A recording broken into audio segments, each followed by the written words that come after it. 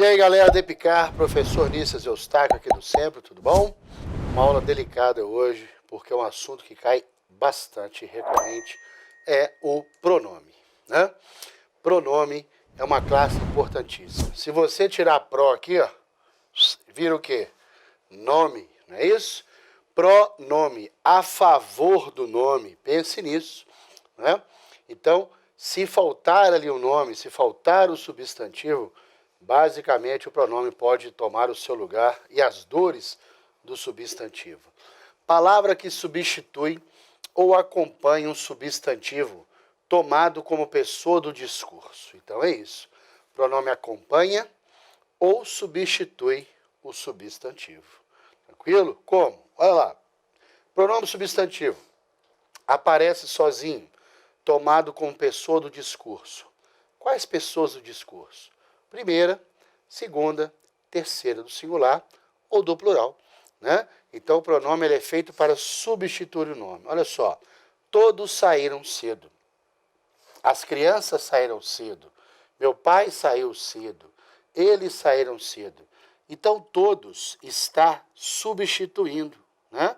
Portanto, ele é considerado um pronome substantivo.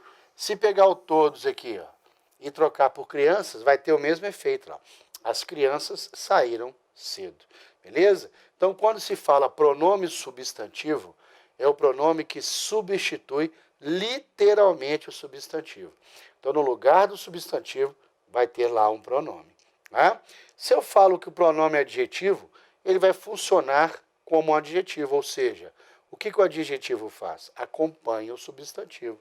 Acompanha o substantivo e tem função de adjetivo. É isso aí. Então tá lá, ó.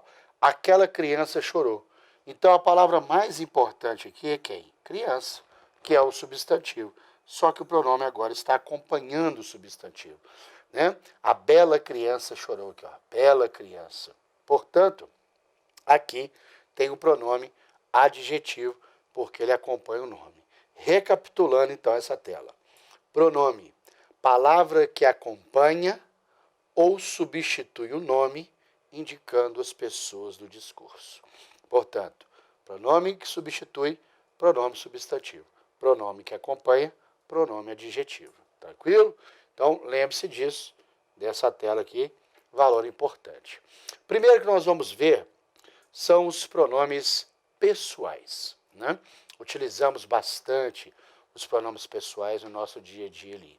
E eles são divididos em dois, os retos e os oblíquos. Por que há essa divisão entre os pronomes pessoais, retos e oblíquos? Devido às funções. Né?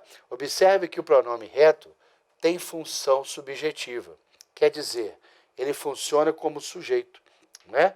Então, se funcionar como sujeito, pronome do caso reto. Agora, se ele for oblíquo, ele tem função objetiva, ou seja, ele tem a função de complemento verbal, de complemento nominal. Logo, essa divisão tem que ficar muito bem clara para você, porque eu só começo frase, por exemplo, com os pronomes do caso reto. Tá? Aqui, eu, tu, ele, nós, vós, eles, já que eles são sujeito. Agora, pronomes do caso oblíquo, por exemplo, não pode, né, ser o ícone, vamos dizer, né, está no topo da oração, alguns deles, né, no caso, os oblíquos átonos, justamente por não ter esse poder de ser sujeito, apenas objetos, né, ou complementos nominais. Beleza? Portanto, o que difere a função, né, o pronome reto do oblíquo é a função. Função subjetiva, função de sujeito. Função objetiva, função de complemento. Tranquilo? E aqui está indicando as pessoas do singular e do plural. Eu, me, comigo, primeira pessoa. Tu, te, contigo, segunda pessoa. Ele, ela, se, si, consigo, lhe, ou a, terceira pessoa do singular. Nós, nos, conosco, primeira pessoa do plural. Vós, vos, convosco, segunda do plural. Elas, eles, se, si, consigo, lhes, os, as, terceira pessoa do plural. Portanto, pronomes no caso reto, né, oblíquo e retos. Né, pronomes pessoais, retos e oblíquos, oblíquos e retos. Retos, função de sujeito, oblíquos, função de complemento. tem também os de tratamento, mas nós vamos ver depois, que estão dentro dos pronomes pessoais ali, tá? Então tá aqui, ó. Retos funcionam como sujeito, oblíquos funcionam como objetos. Então já temos as frases aqui para você identificar essa divisão. Então, eu te convido, né? Eu, sujeito, aqui o verbo, quem convida alguém, então esse ti é o objeto, no caso aqui direto. Nós o ajudamos. Então, nós, sujeito, pronome do caso reto, né? Ajudamos o menino, pronome do caso oblíquo. Né? Ela me chamou.